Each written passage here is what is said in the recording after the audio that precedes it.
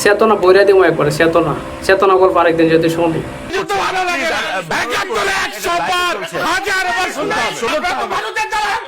Malaysia 1957 সালে জয়লাভ করছিল, ব্রিটিশের থেকে মুক্তি পেয়েছিল।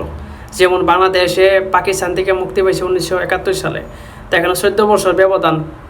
মালয়েশিয়া 14 বছর আগে স্বাধীন হয়েছে, আর বাংলাদেশ 14 বছর পরে স্বাধীন হয়েছে। দেখেন মালয়েশিয়ার অবস্থান। মালয়েশিয়া প্রায় বাংলাদেশের তুলনায় কয়েক গুণ তারা উন্নত হয়ে গেছে। তারা রাস্তা, এক একটা রাস্তা করছে যেন বিমান চলতে পারবো, ডবল তিন লাইনে বিমান চলতে পারবো। তারার যে অবকাঠামোর দিকে নজর দেন, যে দেখেন যে কী অবস্থা। শহরের দিকে গেলে মনে হবে যে আপনি কই চলে আইছেন, মনে হবে যে আপনি কি এখন তো 2026 চলে না, মনে হবে 2050 চলে আইছেন আপনি। রাতের লাইটিং, তারপরে সমুদ্র পার, সব দিকে রাস্তাঘাট সবগুলো ডবল লাইন আছে। তারা অতিরিক্ত রাস্তা কয়েক গুণ করে রাখছে, যেগুলো অপ্রয়োজনীয়, দরকার নাই বর্তমানে, এইসব রাস্তা করে রাখছে।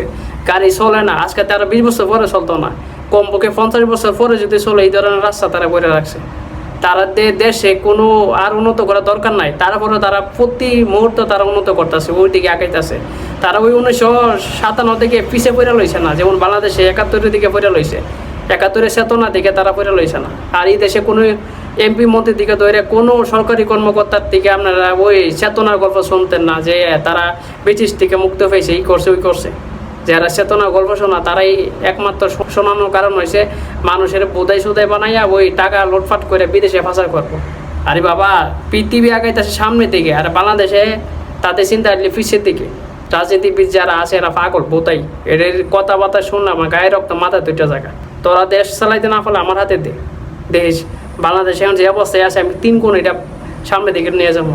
যত সমস্যা আছে সবগুলো 1 মাসের ভিতরে পরিবর্তন করাই দেবো।